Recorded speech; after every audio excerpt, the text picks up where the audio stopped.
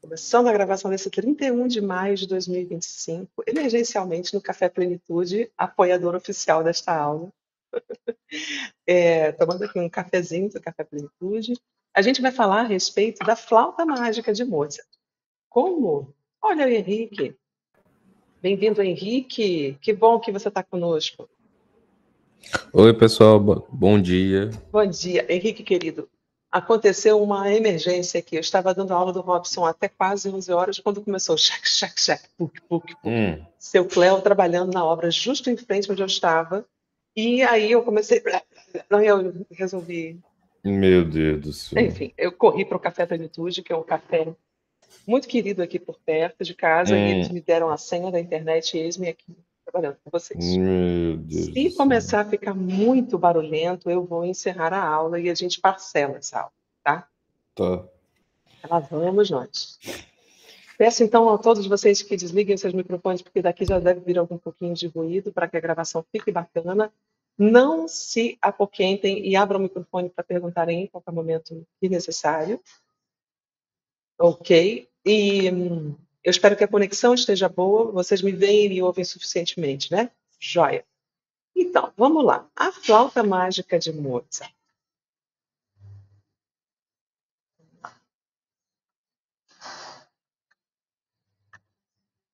Um instantinho. A flauta mágica estreou em 1700. Olha que alguém está entrando aqui conosco, um instante. É o Robson.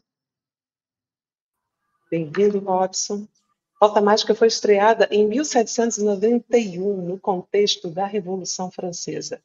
A Revolução Francesa dava para fazer um curso de 12 meses facinho. O Henrique poderia, ou o Marco Aurélio, dar esse curso para a gente facinho. É um fenômeno atravessado por muitos fenômenos históricos, muitos fatos históricos. Não começa em 1789, obviamente, como qualquer eclosão, né? Em 91, 2 anos depois da Revolução Francesa, que é um grande abalo da Europa, estreia a Flauta Mágica, de Wolfgang Amadeus Mozart, que veio a morrer muito pouco tempo depois disso, né? Ela é apresentada como uma alegoria para as provações que o homem precisa passar para sair das trevas do pensamento medieval, supostamente, dentro do contexto da apresentação, né, em direção à luz iluminista. A obra também revela a influência dos ideais da sociedade maçônica, a qual Mozart e o libretista Emanuel Schikaneder pertenciam. A maçonaria, na época, adquiria simpatizantes ao mesmo tempo em que era perseguida. O Schikaneder foi companheiro de loja maçônica de Mozart e foi autor do libreto do Singspiel. Singspiel é esse conceito que a gente tem na ópera alemã, especialmente, onde a gente tem trechos musicais intercalados de trechos de diálogo falado para acelerar a ação, né? A gente já sabe lá que na ópera italiana a gente tem uma estrutura toda cantada e que, no caso aqui de Viena, a gente está falando da Áustria, no final do século XVIII, a gente tem esse espetáculo que é um favorito do público, ele se torna um favorito do público, ele é estreado num teatro de periferia, ele não é estreado no teatro principal, e que tem essa natureza híbrida. Ele não é exatamente o que a gente vai chamar de ópera séria, né? É uma ópera fantástica.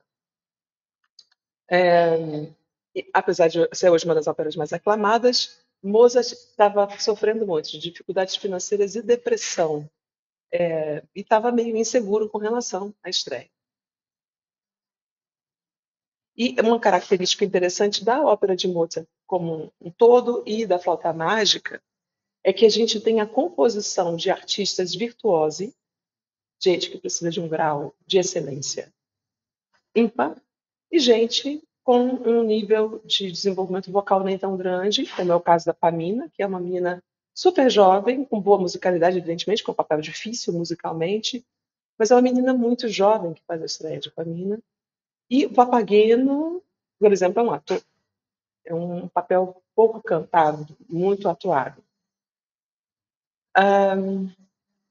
E aí a gente entra em elementos básicos da do simbolismo. Eu não vou entrar em aspectos aprofundados de simbolismo. Eu acho que o Henrique pode fazer comentários interessantes. A gente pode até deixar um tempinho aí para ele comentar, porque eu tenho certeza de que ele vai se coçar para comentar. E a gente tem aqui um simbolismo essencial, gente. Olha, o Henrique já pediu para você falar. Diga, querido. Estava ali olhando para mim as anotações e não te vi. Não, foi confusão aqui. Eu apertei sem querer aquele negócio. Tá tudo bem. Eu só ia dizer que se tiver alguma coisa interessante ali que eu perceber ali, eu faço uma sinalização. Por favor, você é muito bem-vindo. Ótimo. Então, a gente tem aqui uma alegoria essencialmente feita de... Pamina é a Áustria. E é muito típico de todos os contos ancestrais. Você vai ver esse encontro, esse casamento, né, entre uma figura heróica que conquista uma certa figura feminina que está para ser resgatada. Isso é muito comum. Isso está associado à alegoria típica,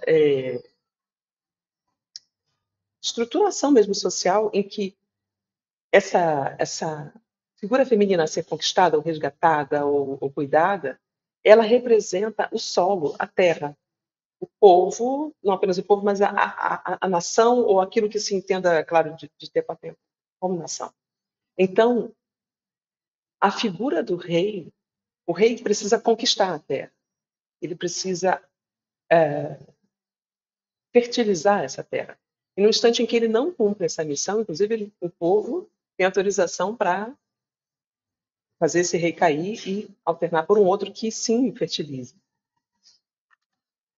Ok? Então, a gente tem aqui essa estrutura, esse casal essencial Pamino-Pamina, eles constituem isso. A gente tem aqui a figura do Tamino associada ao rei, filho da, da rainha Maria Teresa da Áustria, né?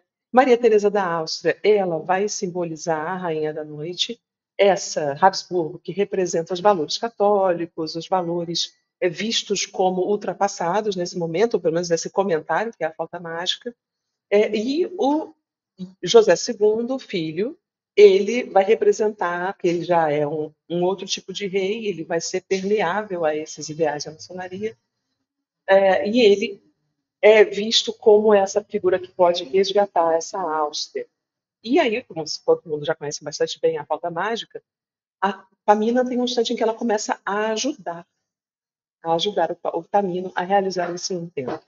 Quem é Zarastro? Zarastro vai ser a figura do sumo sacerdote do templo de Osíris, mas também vai simbolizar, representar esse sumo sacerdote da casa maçônica local. Então, vou aqui mostrar algumas fotos para vocês.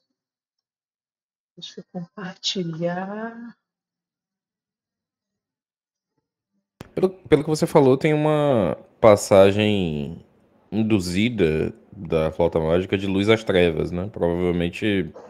Ou de trevas à luz, na verdade, né? Então, parece que essa figura do Zoroastro provavelmente tem a ver com isso, né? Como um Zoroastro, sacerdote, Zarastro, né? exatamente. Um sacerdote maniqueísta, né? Que vai O fazer essa sacerdote transição. maniqueísta. Vai Quer fazer fazer essa mais comentário? transição das trevas à luz, né? E você vê que é um caminho assim, né? É um caminho que começa confuso. O herói começa ajudado pelas agentes da Rainha da Noite, né? As Uhum, três damas são agentes da Rainha da Noite. uhum. Aparecem também os três gênios. Essa figura do três, ela acontece muito. Aliás, eu tenho aqui um comentário já para adiantar, que é o seguinte: quem já conhece alguma coisa de ópera e ópera barroca sabe que existem as batidas de Molière.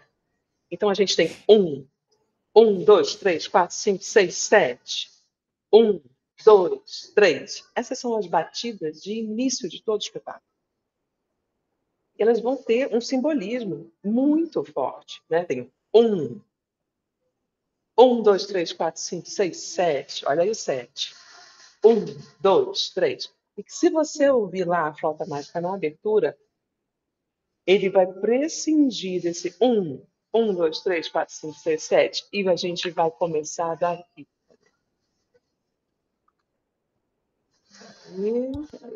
Ah, sim, vou mostrar aqui para vocês então as pancadas de mulher. Tá confundindo ou tá explicando, gente? É muito extenso esse assunto.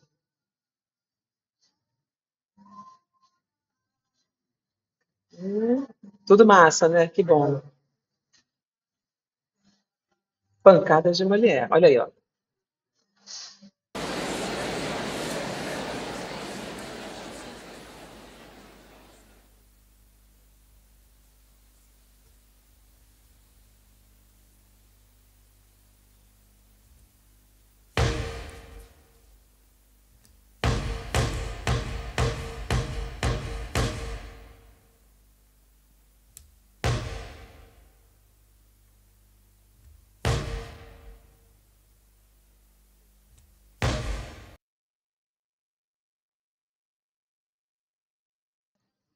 Perceberam então como funciona? E na flauta mágica.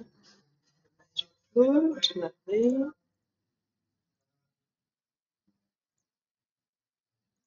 é que tá? A flauta mágica de 71, que é o que eu quero mostrar para vocês.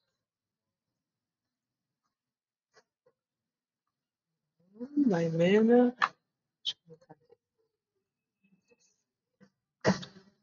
Um instante, gente. Vou achar aqui. Eu coloquei para vocês como link do Telegram, né? A nossa flauta mágica de 71. Aliás, comemorando 100 anos de Dietrich Fischer-Dieskau.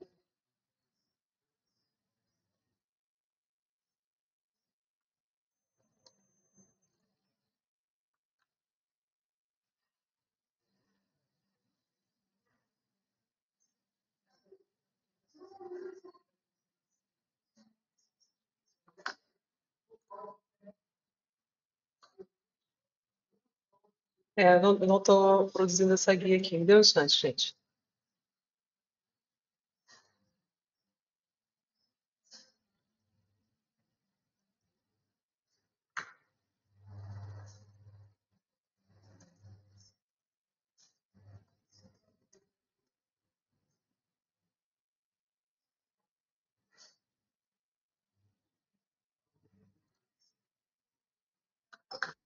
Tá?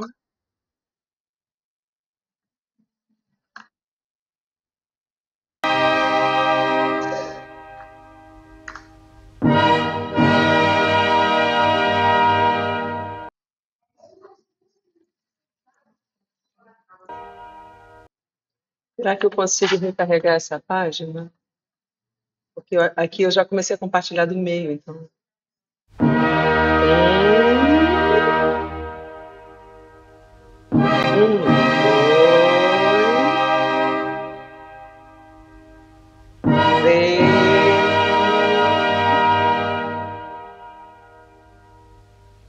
Começou a melodia. E aí, o que a gente pode comentar a respeito, Henrique? Quer me ajudar? Só um segundinho.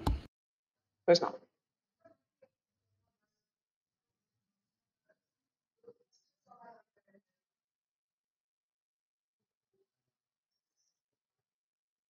Pois bem, que as batidas de Molière, elas seguem, então, uma premissa de perfeição, né? Pelo que você falou, de jornada até a perfeição, né? Com esse septenário, né? No começo, ele bate lá 7 vezes, e depois ele bate 3 vezes, né? Então, se você tem essa separação entre o 7 e o 3, parece-me que primeiro você meio que estabelece o objetivo a ser atingido e depois os meios pelo qual esse objetivo vai ser atingido. Então, se o 7 ele representa já essa perfeição, essa finalização do ciclo, então o 3 me parece ser os meios, porque o 3 é um número muito associado a esse substrato divino mesmo, né? A esse Exatamente. substrato... Lembrando que a gente tem 1, 2, 3, 4, 5, 6, 7. 1, 2, 3. Então a gente tem Hum, um antes de tudo. tem um antes Tem ainda, né? um antes de todo mundo e tem uma outra versão, que é a que a gente fez aqui com a Armide, de uma outra versão dessa batida de mulher, que a gente bate 12 vezes e depois Uhum. 1, 2, 3, que também tem um simbolismo, né? Que tem um simbolismo que tem tudo a ver com o 7, a propósito. Né? Porque Porque o 12 é um tipo de 1, e o é, 7 também é um tipo de 1, né? Tipo e de o ciclo. do e o 12 ele é um tipo de porque aí é o zodíaco, né? E assim como é a própria escala cromática. Mas porque o 12 ele é uma outra modulação de 3 e 4. Isso é importante. Porque 3 mais 4 é 7, mas 3 vezes 4 é 12. Então, se 3 mais 4 é 7, você tem a representação disso simbolicamente nos 7 planetas. Então, são 7 manifestações, de fato, de corpos celestes. Então, você está vendo ali, de fato, eles, cada um com suas propriedades muito bem definidas.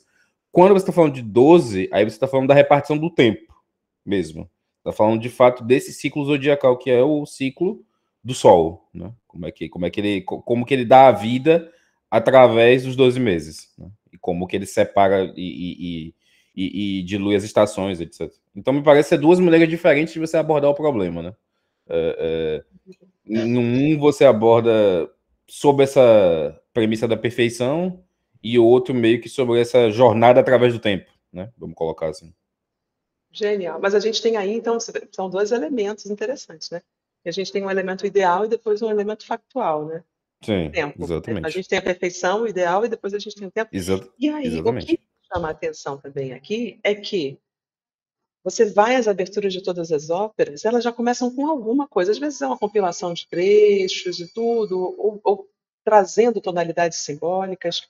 Mozart fez questão de colocar esse trecho, porque são as três batidas simbólicas da maçonaria, né?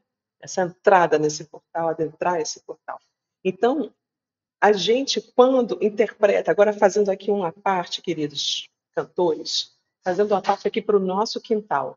No instante em que Robson canta Tamino, a Toshi canta Pamina, Jussara pode cantar uma das três damas, Daiane idem, né? Eu já preparei muitas rainhas da noite.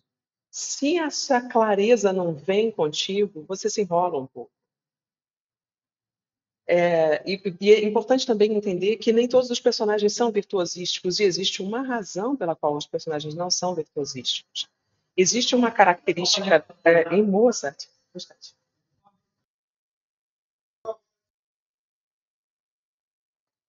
E as vozes deles são muito melhores do que as minhas, então eu vou dar sempre pausa quando eles falarem, tá? Paraense, eu não brigo com a voz de paraense. Atalayan e Companhia Limitada saindo aqui. Né? Eles têm uma voz falada que é maravilha. Peraí, me perdi. Me ajudem, onde é que eu estava?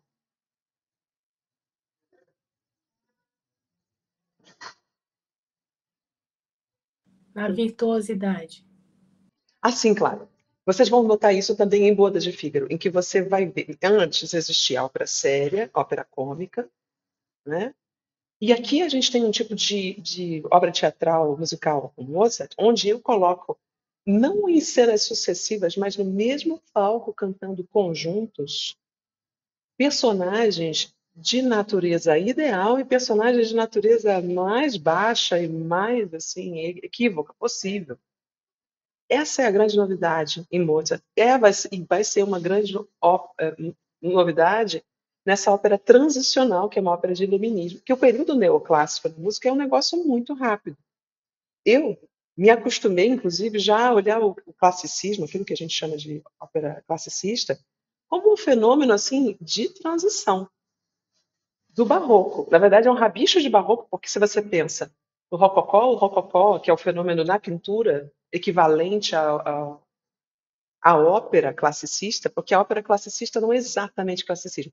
A ópera de Mozart ela não é classicista, ela é rococó. A gente, inclusive, Henrique, poderia até abrir um parêntese aqui para discernir essas razões, né? Mas a ópera classicista é Orfeu e Eurídice. Tudo muito mais falado, não tem trechos virtuosísticos quase, tudo muito bem mais estruturado, tudo muito mais calmo, né? Porque sempre tem uns reformadores na história da ópera. E no caso de Gluck, ele vai ser um austríaco também que está na corte de Maria Antonieta, que vai para a França e que tem um grande quebra-pau na França. Se vocês olharem uma coisa chamada Guerra dos Bufões, a gente tem aí o pessoal que vem com Gluck e o pessoal da tradição de Molière, Lully e Charpentier, etc. E tem um grande clash, porque é o pessoal do rei e o pessoal da rainha. É um quebra-pau horroroso que acontece e que vai produzir uma certa reforma. Então, o Gluck, ele vai encarnar esse ideal aí da ópera neoclássica, ou classicista do 18, tá? Mozart, ele é transicional, então ele ainda herda características do barroco, o negócio lá do virtuosismo, da emoção, ainda tem muito resquícios do tempo dançado, todo mundo que já preparou Mozart comigo sabe que o tempo ainda é dançado, não é tanto assim a palavra que se impõe, ou apenas a música como fenômeno abstrato que se impõe, tá? Isso tudo conta. Deixa eu voltar aqui para as minhas notas. Alguém tem algum apontamento, algum pensamento que gostaria de participar? Daiane, Tocha, Juju, Robson?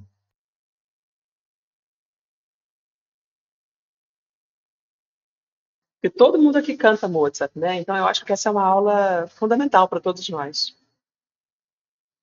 Bora ver, eu vou continuar com as minhas anotações aqui.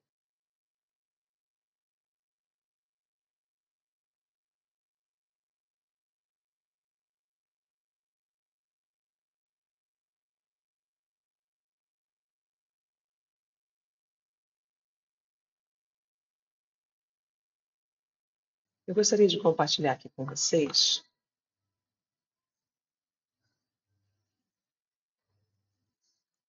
essa imagem aqui.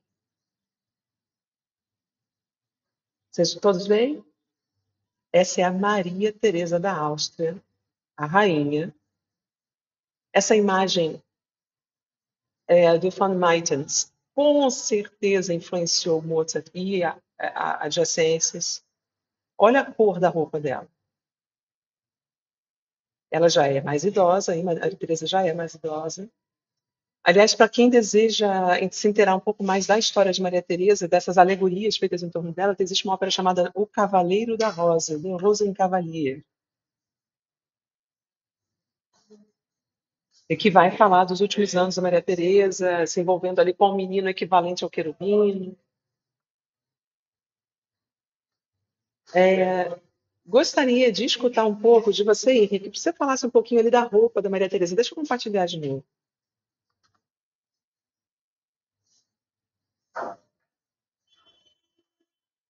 Maria Teresa de Habsburgo, Lorena. Estou explorando, Henrique, porque esse tema é muito... Vamos ver aqui. Deixa eu só olhar mais de perto aqui. Bom, a primeira coisa que chama a atenção é que ela tá... Claro que isso é também típico da Casa de Habsburgo, né? Então, tá imbuído no simbolismo heráldico do brasão de armas da família, né? Porque isso é uma coisa importante. O que é o brasão de armas? É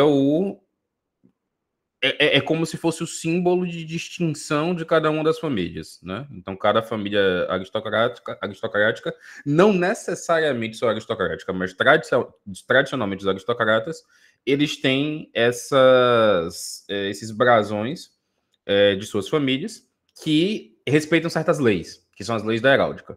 Seria muito complicado ficar aqui explorando tudo isso, mas para eficiência assim, em geral, uma das coisas que aparece muito no simbolismo da heráldica é essa articulação das 7 cores que representam 7 planetas.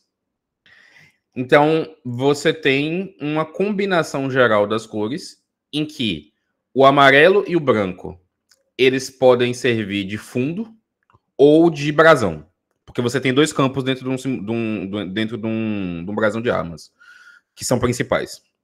O escudo em si, que seria como se fosse o background, e o brasão ou o animal, que vai ser colocado sobre esse escudo. Ou a figura em geral, a figura geométrica, não necessariamente precisando ser só um animal. Então, por exemplo, a flor de lis é um símbolo que aparece nos brasões de armas, o leão, a águia. Você tem uma série de animais que são utilizados assim de forma geral para representar o emblema daquela família. No caso aqui dessa representação dos Habsburgo, essa é uma articulação de cores tipicamente que se chama de uranita, né? Então você tem uma articulação de cores marianas, de certa forma. Porque é uma articulação entre o azul celeste, que não é o azul celeste propriamente, mas que ainda assim está dentro das tonalidades do azul, então ainda está relacionado com esse simbolismo do céu, que é a cor de Júpiter. E o dourado, que é a representação do Sol. Então você tem aí muito claramente assim as cores dessa figura que é muito tradicionalmente associada à herança de Maria, ao simbolismo mariano. Então tem um certo aspecto natural dessa figura da grande mãe, assim, que acaba sendo ela mesma a representação, portanto, da mãe que representa a nação, que representa a poligonal, que representa o país em questão, que representa... Eu até abordei isso esses dias quando eu fui fazer uma análise sobre o Chihiro, lá no canal, em que a gente falou muito sobre essa figura da Baba Yaga no folclore russo, que é essa figura que representa a Mãe Terra, a Mãe Rússia. Então, cada locação da Rússia seria uma representação de um tipo de mãe. Então, sei lá, Kiev é uma mãe, Moscou é uma mãe. Só aparece uma terra masculina quando aparece São Petersburgo. Então, você acaba associando muito, de fato, essa figura da mãe, da mulher e dessa cosmologia mais feminina com essa figura que tá trajada nessas cores marianas, sabe? Então, acho que a minha figura é como alguém que é muito central dentro desse imaginário, como alguém que está muito no centro desse imaginário dos Habsburgo. E a gente está aí fazendo uma transição do mundo do feminino para o mundo do masculino, correto, Henrique? Exatamente. No instante em que eu estou tirando a força e eu estou ridicularizando a rainha da noite, em tudo que é potência feminina, aí ela é retratada como uma doida, ela é retratada como uma histérica, uma descompensada e uma pessoa que tem poder demais. Que a gente precisa fazer uma transição. Correto? Faz uma leitura correta? Uma leitura razoável? Correto. E, inclusive, também tem que lembrar que o Olavo fala muito que a flauta mágica ela consta como uma dessas narrativas iniciáticas. Né? Então, como ela é uma narrativa iniciática, ela é uma narrativa necessariamente onde alguém vai passar por um processo de transformação e de iniciação em uma certa sociedade superior, né? Em uma certa sociedade alternativa, que é, de fato, esse contexto do século XVIII, né? É o contexto das sociedades secretas, é o contexto da maçonaria, é o contexto onde a Sociedade dos Illuminati foi fundada, onde todas essas corruptelas do que uma vez foi a igreja, porque, lembrando, a igreja, ela é um corpo feminino. A igreja, ela é simbolicamente um corpo feminino. É esse corpo da devoção. Então, também tem aí uma figura de superação da igreja. Uma figura de superação dessa imagem da igreja, desse imaginário do que representam os Habsburgo, para poder se alcançar esse poder iniciático da sociedade alternativa. Um comentário que eu posso também fazer aqui, Henrique, é que a gente lá no segundo ato, cena 18, né? Porque entra na cena 18 o Zarastro. E ele vai entrar com um coro. Um coro de 18. E tem sempre esse número 18 voltando, né? Se não me engano, 18 é a carta do Sol no tarô, correto? Eu estou aqui. Salvo engano, sim. Eu tenho aqui, peraí, deixa eu checar. O 18 é um número que fica voltando sempre com relação ao Zarastro.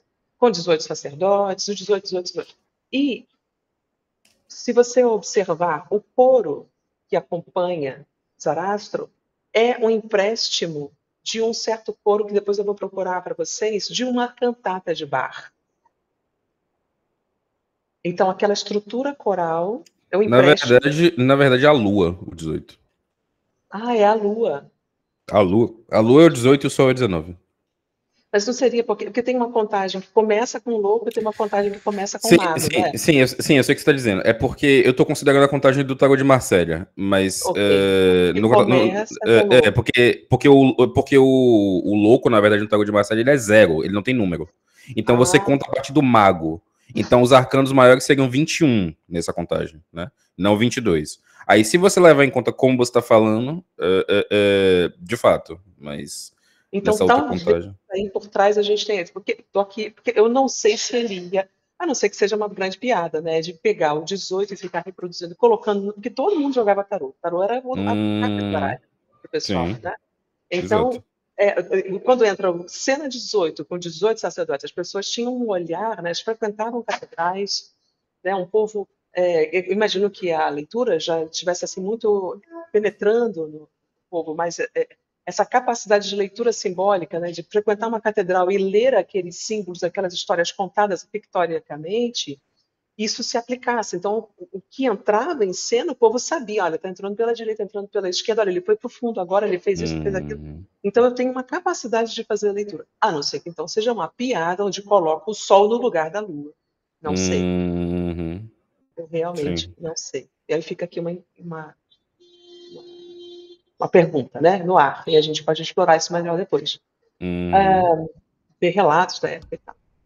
Mas eu tinha aqui um comentário, peraí, para a gente ver. Maria Teresa de Habsburg, já falando sobre ela.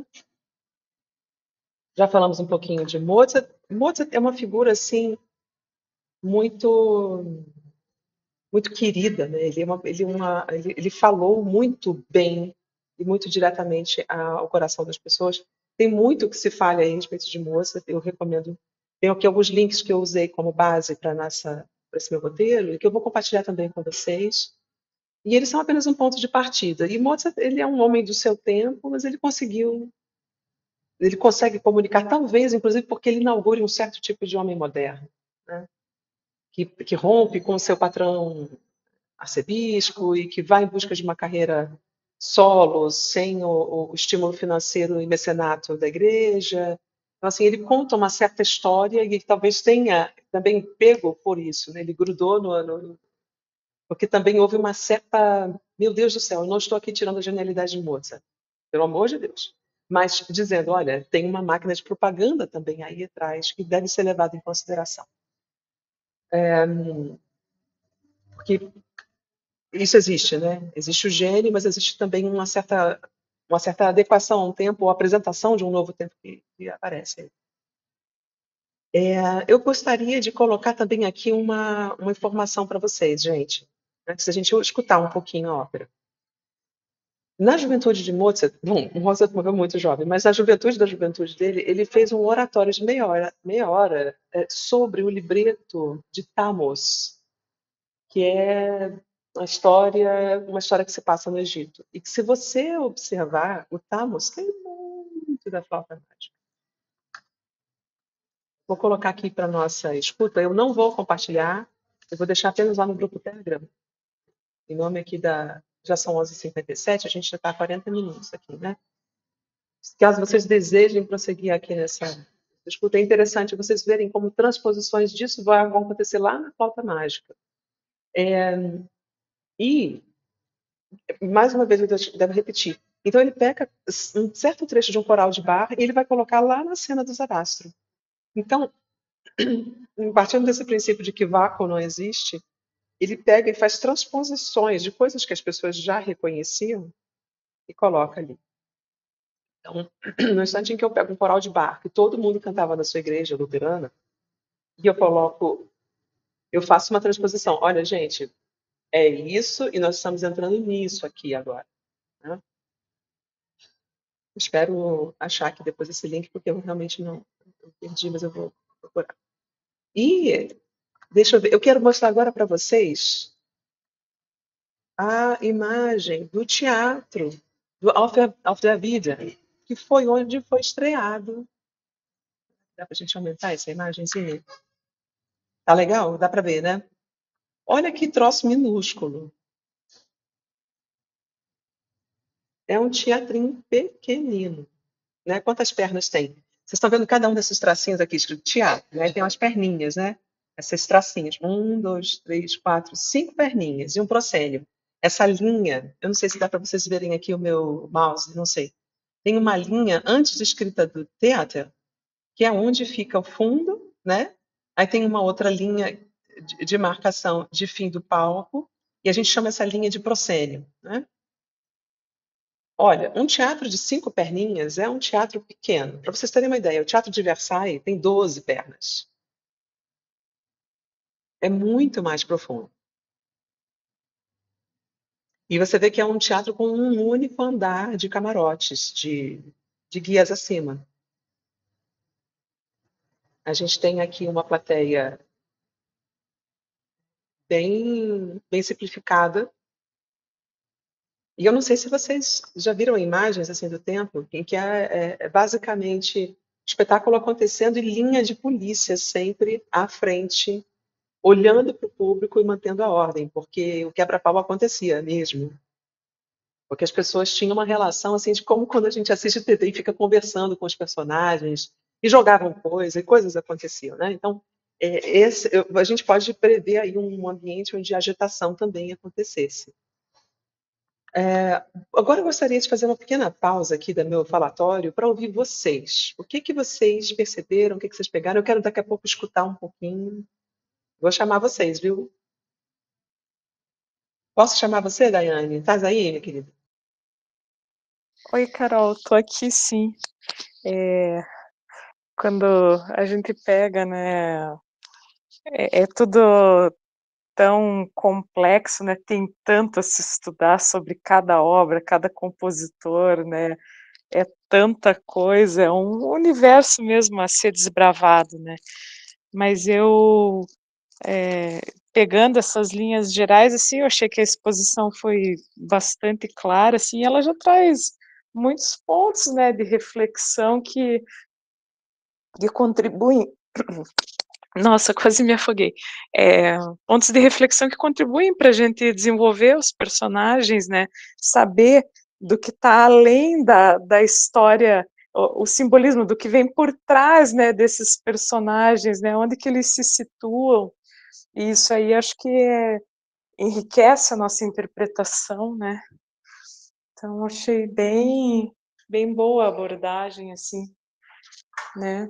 E claro, é muito profunda, assim, né? Muito complexa mesmo.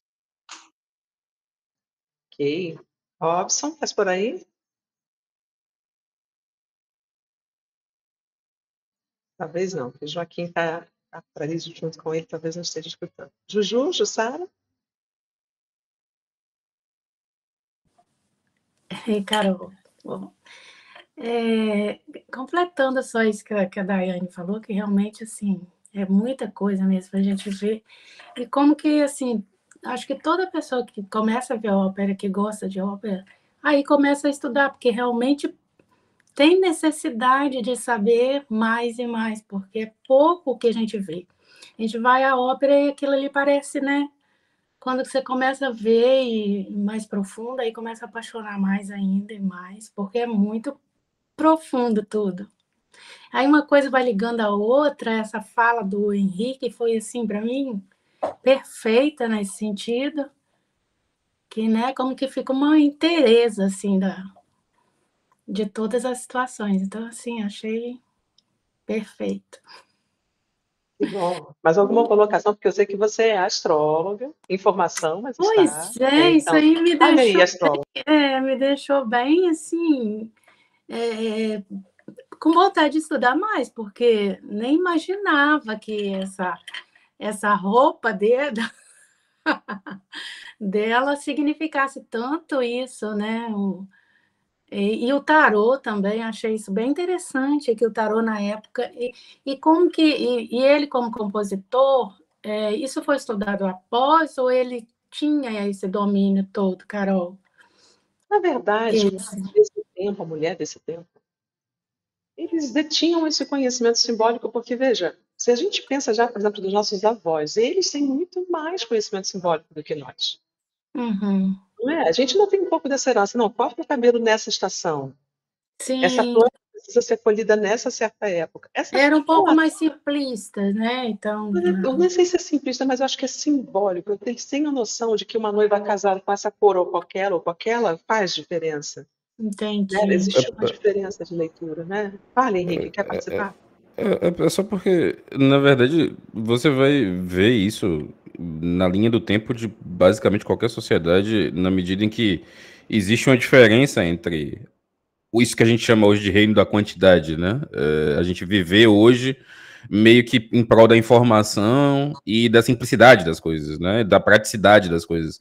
Então a gente necessariamente tem menos conhecimento simbólico, né? A gente começou a lidar cada vez mais com paródias, né? Dos simbolismos, né? Das coisas que de fato um dia fizeram sentido inteiro, né? A gente já precisou se guiar muito mais pela qualidade das coisas para poder fazer a própria sociedade funcionar mesmo, né?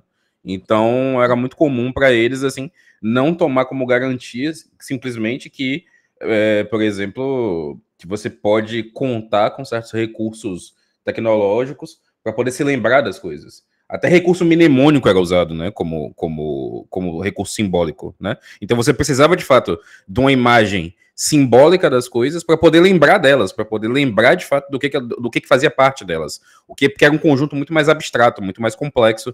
Então não dava para você contar simplesmente que as pessoas iam decorar informações. Elas precisavam de fato de uma imagem simbólica para entender aquilo. Então eu acho que é simplesmente realmente do avanço dos tempos, sabe? Hoje em dia a gente é mais jeca tatu com simbolismo mesmo, a gente não sabe mesmo. A gente precisa ficar compensando, né? A gente precisa ficar indo atrás. Porque já não é mais comum, né? Não faz parte mais da sociedade. Hoje em dia se perdeu. Né? Se perdeu. É uma forma de ler a realidade à nossa volta, né? E eu acho que a ópera, ela tem essa vocação, sabe, Juju? Ela tem essa vocação de nos abrir campos de possibilidades para enxergar. Por exemplo, agora, desculpa, Toshi, vou usar você como exemplo, porque eu achei maravilhosa aquela sua roupa de casamento, meu Deus do céu. Na tradição védica indiana, a noiva vai casar de vermelho com dourado porque paixão e riqueza é o que se deseja para a família. Na nossa sociedade ocidental, a mulher casa de branco. Ora, por quê? Existe uma distinção aí, né? Quer comentar, Henrique, essas cores? Quer, Juju? A pureza, né? Tem um negócio tem um outro desejo, uma outra razão ali, né? Então, não é exatamente aleatório. E é claro que a gente pode participar dessas encenações sem nunca se perguntar, poxa, então por que isso acontece de certa forma? Mas, em geral, as avós sabiam. Olha, eu ainda tive o privilégio, gente, de ter uma avó que sentasse e me contasse de todos os antepassados que ela conheceu. Com a biografia de cada um deles, o que eles fizeram. Eu acho que eu estou muito na ópera por causa disso, porque essa coisa de saber as histórias das pessoas, entender que existe uma interconexão, e cada uma delas vem de... Porque eu sou filha do Brasil, né? Então, eu tenho 12 povos, não sei quantos povos eu tenho no meu sangue. Então, eu conheço um pouquinho da história de cada um deles, a biografia, e fui observando em mim, olha lá, eu herdei disso. Aí, quando eu chego num certo lugar, quando eu viajo, por exemplo, eu tive a oportunidade de viajar à Suíça, aos Alpes suíços, eu vi o olho do meu avô, eu vi o jeito de dobrar a coberta depois que você usa e colocar no vão da casa, no vão do segundo andar para pegar. Mas exatamente o jeito de usar, de calçar a pantufa. Tudo isso eu aprendi. E aí quando eu chego à Bahia, quando eu chego a Sergipe, alguém diz, mas você é daqui, não é? Eu sou também. Então, você vê que tem essas capacidades de enxergar o que não se fala, né? Acho que a ópera ela tem muito essa vocação. E nós, como cantores de ópera, a gente pode se colocar nos lugares desses personagens e em busca dessa primeira pessoa também, né? Mas sempre estabelecendo uma distância entre onde estou, quem sou, ou quem busco ser, né? Para a gente também não se confundir tanto. Enfim, digressão. Quer comentar, querida Toshi? Alguma observação? Então, aqui não, eu estava pensando muito, quando você falou do palco do Mozart, como ele tem conjunção de pessoas de níveis diferentes, muita coisa acontecendo, todo mundo tem papel que não é do mesmo nível. Isso me impressionou, porque não pensei assim. Acho que também, porque dá dá a noção de não é apenas a música acontecendo no palco, então tem muito mais, não é só, acho que, por exemplo, na ópera do Bellini, por exemplo, acho que tem muito mais, a música 90%, e não é, no Mozart tem muitas outras coisas acontecendo, e também porque não é cantado, não é tudo cantado, tem a parte falado. Exatamente. E a ação anda mais rápido, né? Porque você Sim. sabe, Atoshi, quando a ópera italiana foi para a França, os franceses não entenderam nada. Como é que é isso? Eles não é cantado o tempo todo? Porque para eles estava claro que o que existia, na verdade, o que antecedeu a ópera na França é uma coisa chamada comédie ballet. Era uma mistura de teatro de comédia que tinha suas intersecções musicais e balé. Era um grande divertimento com direito a jantar, fogos de artifício. Era era um passeio, era o dia que a pessoa tirava para assistir aquele espetáculo que ia conter uma série de experiências. E a experiência italiana é uma experiência musical muito mais abstrato, realmente muito mais abstrato, e desse simbolismo, é um simbolismo católico muito mais, né? E a ópera de Mozart, a ópera austríaca, eu posso aprofundar mais para falar com mais maturidade. Mas eu enxergo a ópera austríaca muito como uma composição de todas essas escolas anteriores, porque ela é muito tardia. Ó, para vocês terem uma ideia, é 1604 que a ópera italiana nasce, assim, como um fenômeno. Mas já existe muita coisa no final do 1500, que já vai querendo ser parecido com ópera. A ópera francesa é 1650, 60, 70. Né? Um fenômeno de Molière e Luís XIV, a gente já conversou bastante a esse respeito. Olha quantas décadas de diferença. E eles nem queriam se enxergar como ópera, porque ópera é negócio de italiano, nós somos outra coisa. E a gente está falando de 1791. 190 anos, praticamente, 180 e tantos anos de distância lá da ópera italiana nascente até o que Richard Wagner vai dizer. A ópera alemã nasce com a obra de Mozart. Isso é interessante até te perguntar sobre isso, porque isso é uma reflexão que eu tive conversando com o Matheus outro dia, quando a gente estava falando sobre, pensando no Wagner. Porque o Wagner, ele tem aquele conceito de Gesamtkunstwerk, né, de arte total, né, que seria basicamente a essência dessa coisa da ópera dele, né, essa ópera que na verdade é uma síntese, né, entre várias artes, né, entre uma sobreposição de meio que você pegar, de você realmente fazer uma composição, né, nesses termos, que parece muito com isso que você está retratando do que é a ópera de Mozart, né. Porque é uma ópera que já é herança de outras tradições, já tem a influência dessa grandiloquência francesa, desse virtuosismo italiano, de você conseguir meio que pegar o melhor de cada coisa, de certa maneira, e querer fazer essa síntese, né? Esse produto final. Eu tenho a impressão de que o mesmo acontece já com o nascimento das artes modernas, em certo sentido, porque o cinema já nasce como uma arte, por exemplo, que não tem uma clareza poética nenhuma. Aquilo ali é um monte de coisa misturada que resulta nesse sonho acordado, por assim dizer. Você tá lá vendo aquilo ali, mas ele não tem exatamente regras muito claras de métrica, regras muito claras de tempo, regras muito claras de composição pictórica. Você meio que consegue fazer quase tudo ser bonito. Assim aquela dizer. Poética, e por poética você está falando da poética aristotélica, né? Que Exatamente. tinha regras claras de como é que uma ação precisava se desenvolver para ser chamada de teatro. Exatamente. Vou colocar aqui o link para vocês se aprofundarem um pouquinho mais. Não. Pode falar, por favor, continue. Exatamente isso. Porque tem uma diferença entre você pensar em sonho e entre você pensar em poesia, nesse sentido de poesia ordenada e poesia aristotélica. Porque se a gente for pensar nas coisas puramente imaginadas, tem muita coisa ali que é possível, mas tem muita coisa que é delírio dentro da imaginação. Tem muita coisa que é impossível. Tem algo ali que passa as possibilidades do reino humano e fica só dentro do abstrato mesmo. E a impressão que eu tenho é de que quando você aproxima demais os acidentes da vida cotidiana e as coisas assim que são possíveis, e essas coisas ultra abstratas, essas coisas que são simplesmente delírios do espírito humano, vamos colocar assim, você chega num resultado mito poético, assim, que parece uma tentativa sempre de pôr um ponto final na história, por assim dizer. Quase como se fosse uma antecipação dessa filosofia hegeliana, de você chegar assim e dizer, aqui acaba, aqui é o ponto final, aqui a gente chegou no máximo que a gente pode fazer, sabe? Então a gente pode falar que o Mozart ele é uma culminância e o início de algo. Então, na verdade, o cinema, como você o menciona, ele pode tanto nascer em Mozart, quando você já tem esse embaralhamento, não é exatamente embaralhamento, mas é muito proposital você colocar a empregada e a dama no mesmo espaço, né? Uma figura tida como ideal e uma figura muito prosaica, né? O dueto de Tamino, de Papageno com Pamina, eles têm um dueto, né? Esse homem simples tentando estabelecer um relacionamento amoroso com uma nobre, com uma figura idealizada, e que é óbvio, não dá certo. Eles tentam se aproximar, mas a coisa não dá certo. Mas a gente, na ópera francesa, Henrique, é mandatório que sempre vai ter a cena do sono do herói. Ou um estado em que ele bebe uma poção e ele fica fora da consciência, ou então um estado em que ele dorme. Na ópera de Handel já vai existir, por exemplo, o sono em Semele.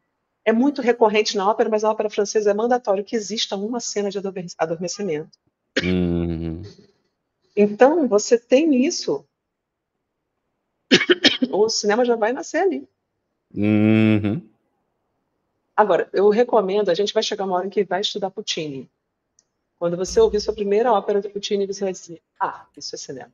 Isso não é mais ópera. Se você tiver a oportunidade de ouvir uma ópera de Puccini hoje, ouça.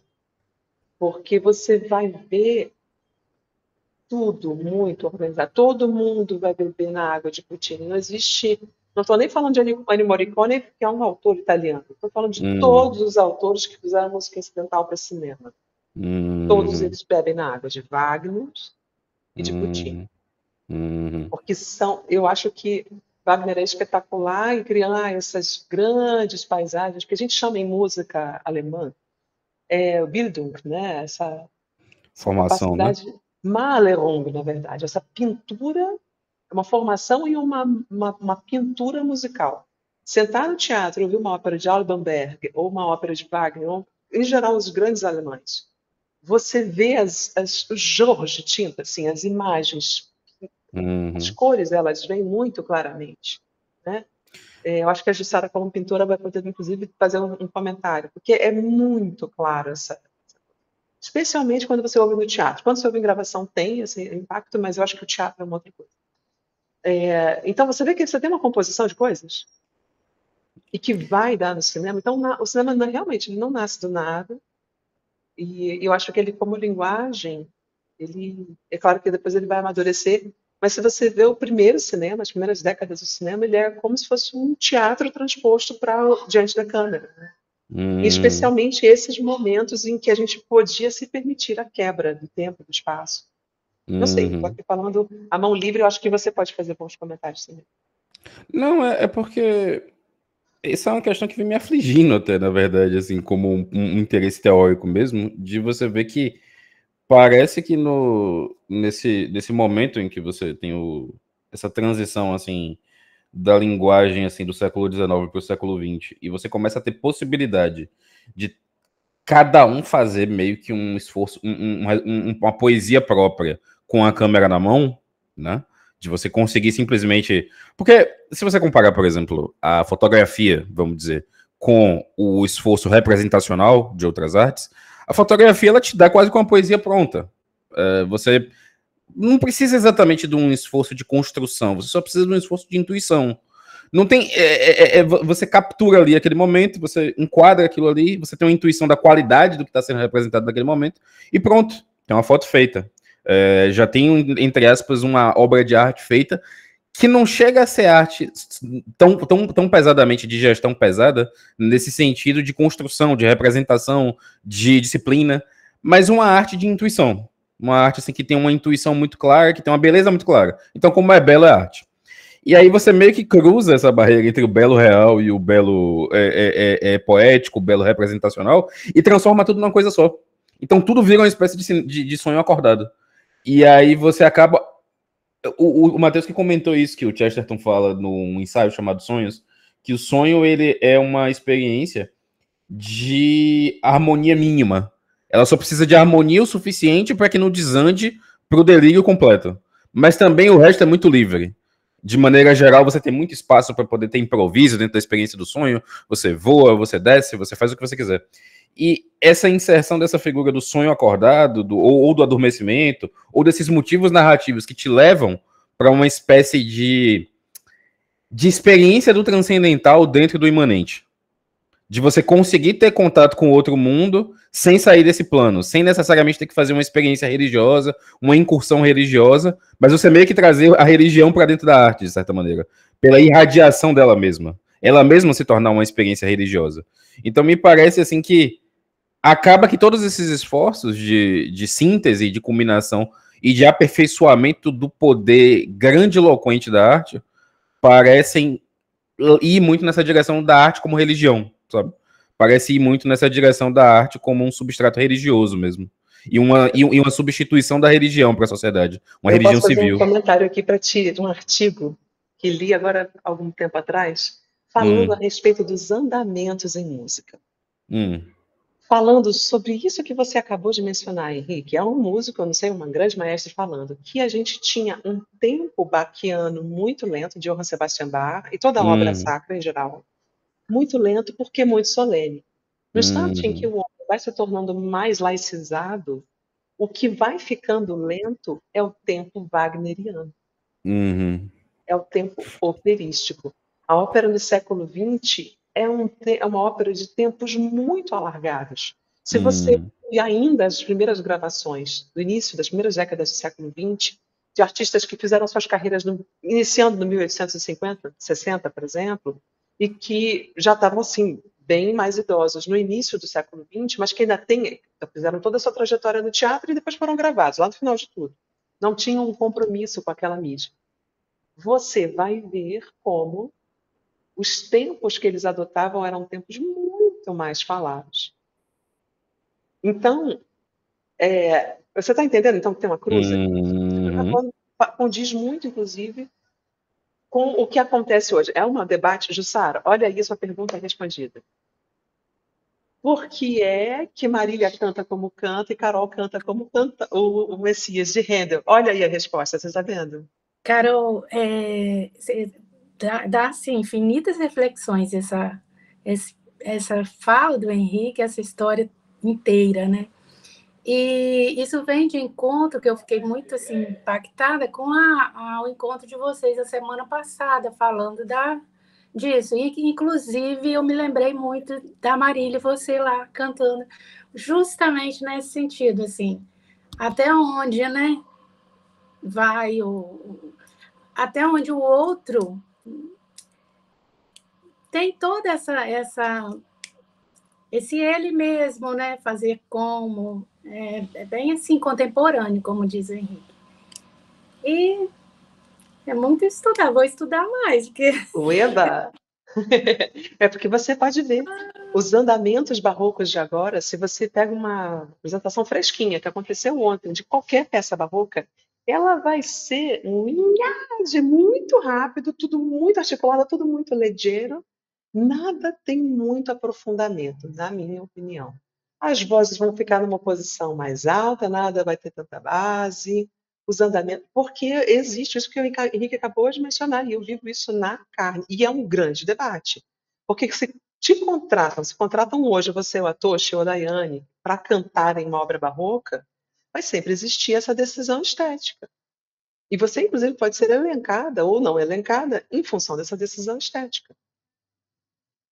Né? Porque eu tenho um caminho mais laicizante quando eu pego tudo que é antissagrado e transformo numa experiência de museu, de uma coisa ligeira, enfim. E quando eu vou transformando essa minha experiência do psicológico, e do sonho, e do não limite, e eu vou alargando a isso.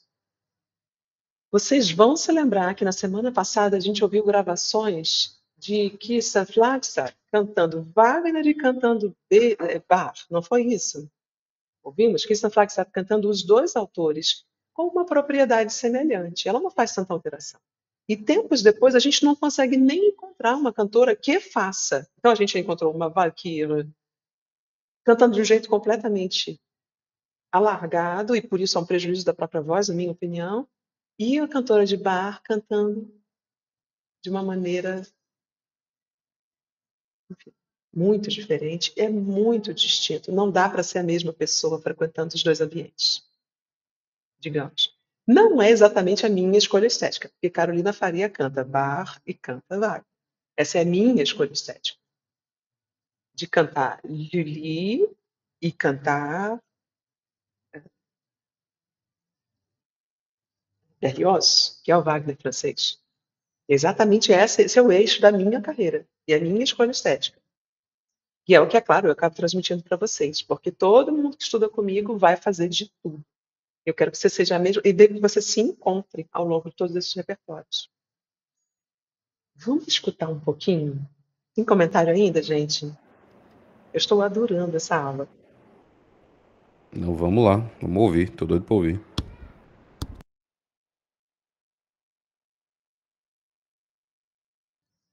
Eu vou colocar aqui para vocês o óbvio, né? Que todo mundo conhece, que é a grande área da Rainha da Noite.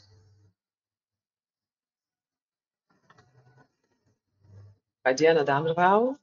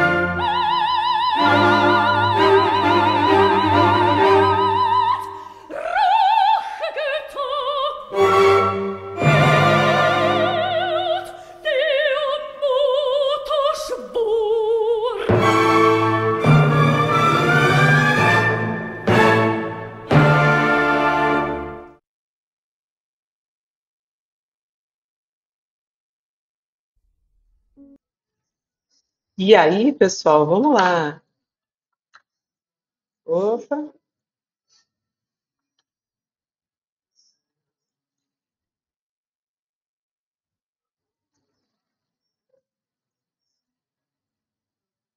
Agora, a gente já tem elementos de maturidade suficiente para fazer uma leitura do que a gente acabou de assistir.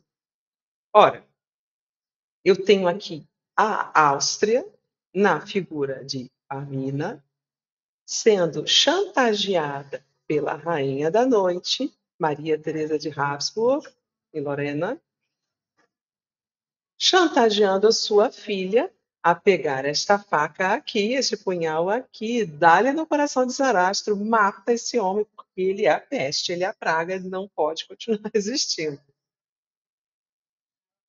E a decisão de Pamina é: eu não posso matar. Como eu posso matar? E aí a história se desenrola, etc. Pamina e Tamina vão passar pelos testes todos e vão se casar ao final da história. Por último, testes de fogo. Tenham bastante a consciência disso. Para quem já ouviu falar da revolta de 1847 na Alemanha, né, Henrique? É interessante isso aí que você está falando, porque por mais que a Rainha da Noite seja uma figura que está naquela acepção habsburgiana que a gente falou mais cedo, ela foi colocada numa posição nesse momento onde ela acaba virando essa figura da Rainha da Noite, e a noite ela necessariamente ela vai trazer essa herança lunar, assim, essa herança de um certo tipo de justiça, de um certo tipo de leis não escritas que devem ser empregadas naquele momento pelo bem-estar do reino, pelo bem-estar da corte, para que você se livre dessa figura que é a peste, que é a praga, que é essa ameaça do masculino. Então acaba que, por mais que seja uma figura dessa tradição católica Habsburga, ela acaba voltando muito pro espírito de Clitemnestra, né? Lá atrás, assim, né?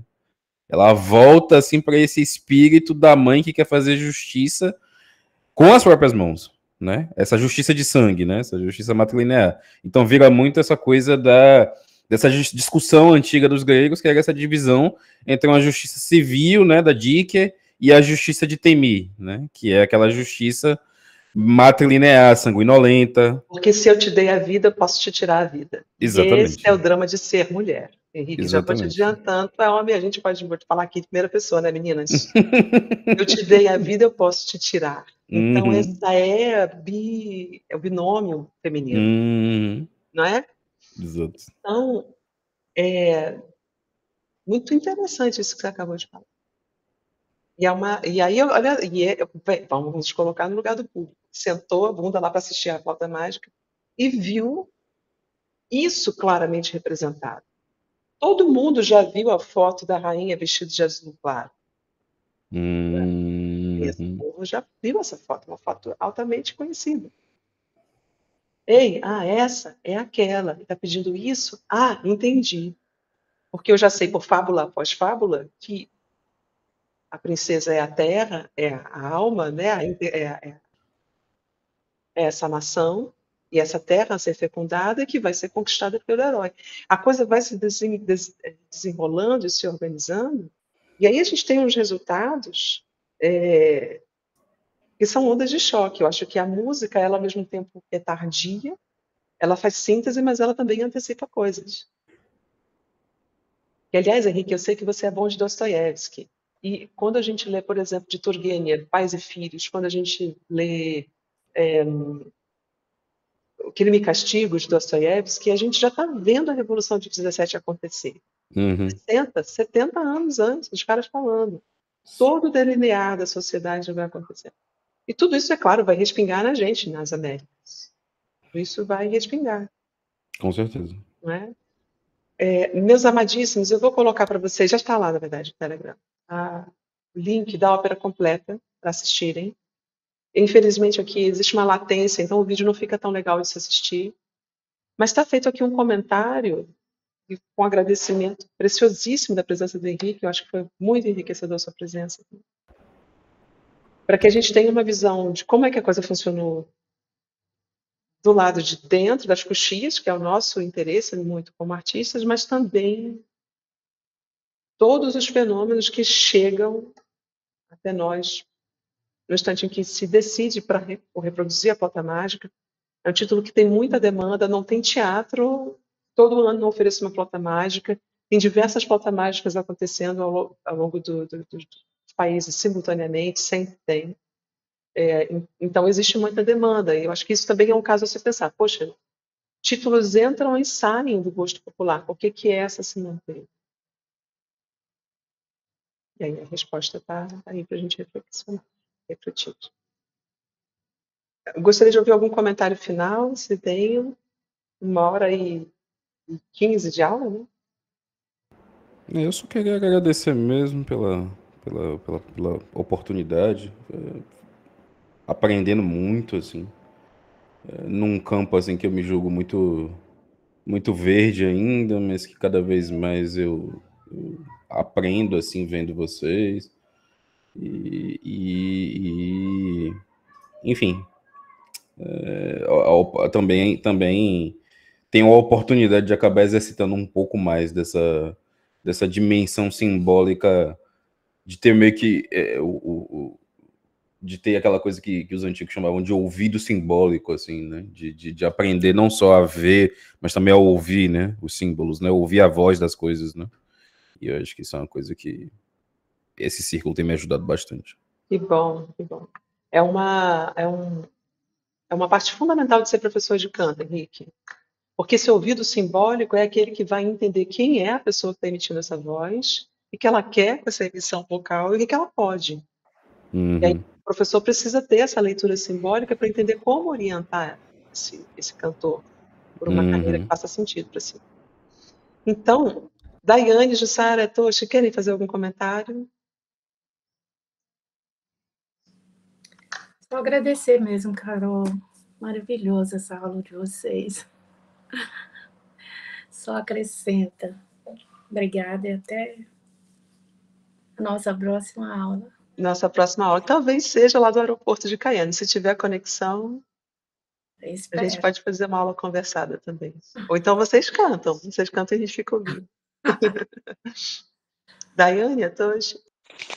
Eu também queria agradecer, é excelente, né? Muito enriquecedor, assim, trazer esse aporte teórico, né? Essa coisa de pensar o que está além da música, né? Ou da onde que as coisas vieram para daí se chegar àquela música, né? E o que se quer com isso. Isso acrescenta muito para o nosso estudo, para a nossa interpretação, né? É excelente.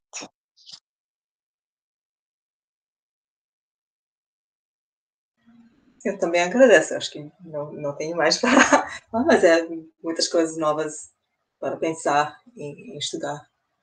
Ok, que bom. Então eu vou já cavar essa gravação, vou subir esse link. Eu peço a vocês a licença, eu vou deixar como público, porque ela tem informações compiladas e os comentários do Henrique são muito bons.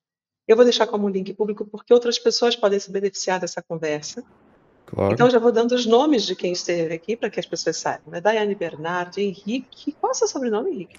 Henrique Pereira. Pereira, da Bahia. Daiane fala do Rio Grande do Sul. Jussara Alvarenga fala de Ipatinga, Minas Gerais. A Toshi fala de Washington, D.C., Estados Unidos. Eu estou falando aqui da Amazônia brasileira. Carolina Faria, de Belém do Pará. E as pessoas que nos escutam, agradeço muito. E é isso. Eu acho que os comentários, eu vou deixar o campo de comentários aberto, para caso a pessoa tenha alguma intervenção, alguma pergunta, isso continuar sendo comentado. Muito obrigada e até a próxima.